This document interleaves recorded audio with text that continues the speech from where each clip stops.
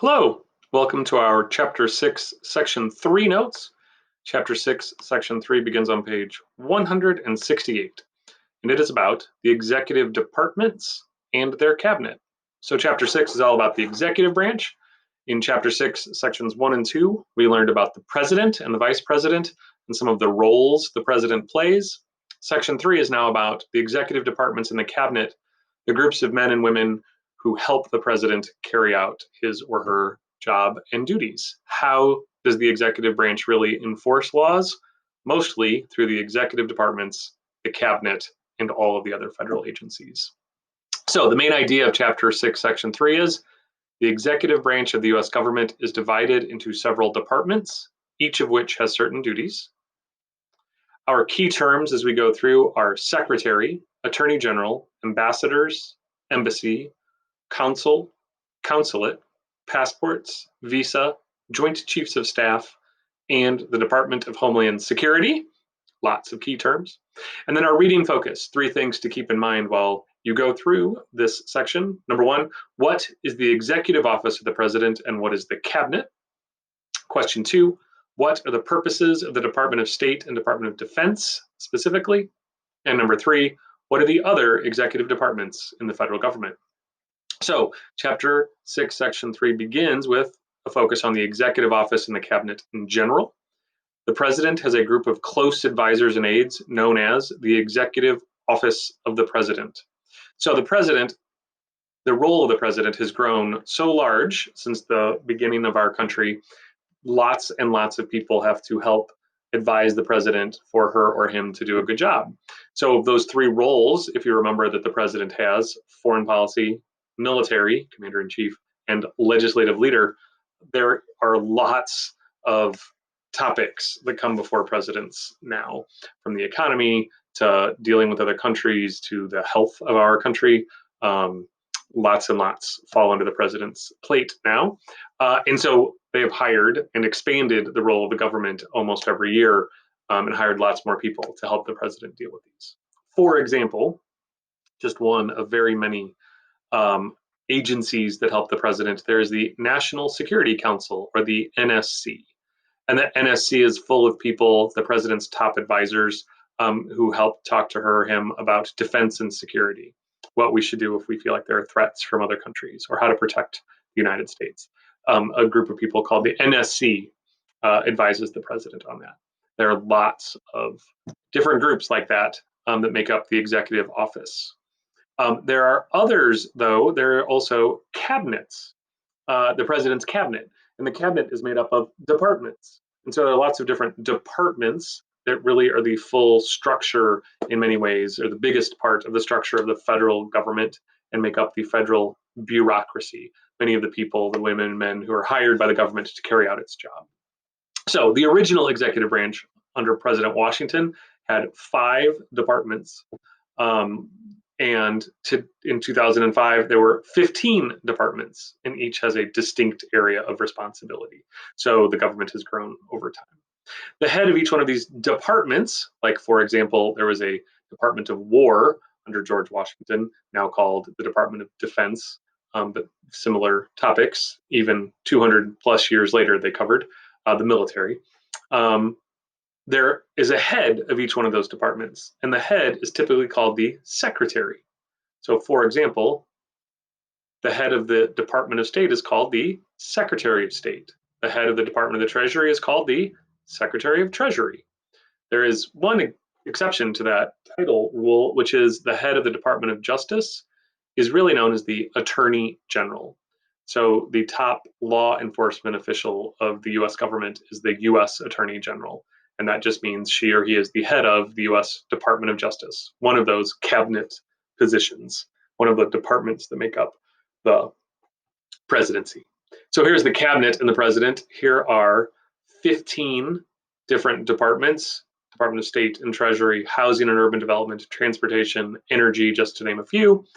The president can create a new cabinet position at any time, or take away a cabinet position at any time, although Congress is also needed to ensure that money is appropriated, is passed to pay for new departments. So again, a check and a balance between legislative and executive branches. So all of these departments contain many people and help the president execute the laws in that area. So for example, Congress passes many laws that deal with agriculture. It's the president's job to enforce those rules. There are so many rules, the president can't do it by herself or himself. So of course, the Department of Agriculture was created, and then lots and lots of men and women are hired by the federal government to go carry out those laws on farming. And then in the same way, there are lots and lots of laws passed about energy by Congress. It's the president's Department of Energy that helps carry out those laws. The text then talks specifically about two of those departments, the Department of State and the Department of Defense, and the Department of State. So the Department of State is how foreign policy is conducted in the United States. So the role of ambassadors, the highest ranking diplomats of the United States government, who serve in foreign countries and live in embassies. They are the president's appointments to deal with, say, France or Russia or Australia. So those countries would all have an ambassador, and whatever the president needs to talk to the leaders of France or Australia or Russia, the president usually relies on her or his ambassadors to carry that out. Countries also can have consulates, which are found in most large foreign cities, and a consulate is where the council can reside, and a council represents U.S. commercial interests or economic interests in foreign countries.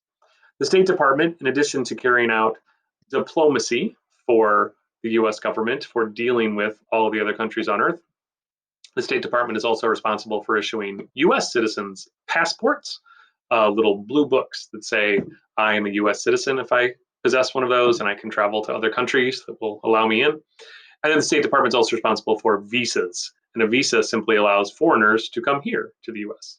So as an American citizen, which I am, if I travel to Canada, I need to take my passport with me to prove I'm an American, but the Canadian government has to issue me a visa allowing me in. Then if a Canadian citizen wants to come to the US, the Canadian citizen will have a Canadian passport, and the US government may very well issue the Canadian a visa, which will allow them to come. The second big department the text talks about is the Department of Defense. That is in charge of the nation's armed forces or military, the Army, the Navy, the Air Force, the Marines, Coast Guard, Merchant Marine, hundreds of military bases in the US, around the world, hundreds of thousands of people employed by the Department of Defense. And the very top of the Department of Defense, there is a chief general in charge of each branch. So there's a general at the very top of the Army and a different general at the very top of the Air Force and so on. And those top generals make up what is called the Joint Chiefs of Staff. And that group of the Joint Chiefs of Staff advises the president on military issues. There are other executive departments, other departments make up the presidency, as we looked at in that list, agriculture and commerce and so on. The newest of all of those is the Department of Homeland Security that was created in the wake of, after September 11th, 2001, right after 9/11, to try to protect against any further terrorist attacks.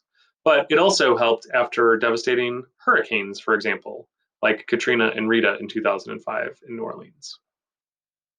Lots of other departments are also very important. The Treasury Department, for example, has some of the most responsibility in helping try to guide the American economy in dealing with taxes and spending. So the president relies on the Treasury Department and his or her Secretary of the Treasury for most of the economic advice and the ways that the government will carry out all the laws that deal with the economy. The Treasury has some other roles too. It is, in fact, in charge of printing our currency, coining money, producing postage stamps, going after counterfeiters of US currency. And then the Department of Justice has the job of enforcing laws in the United States. It is sort of the chief police officer at the federal level in some ways, or at least the chief prosecutor of federal laws that are violated. So that concludes Chapter 6, Section 3 on page 170, a short section. Please make sure you go back and read that yourself as well. And if you have any questions, of course, please feel free to ask. We'll come back next time with our last section of Chapter 6. Thank you for your attention.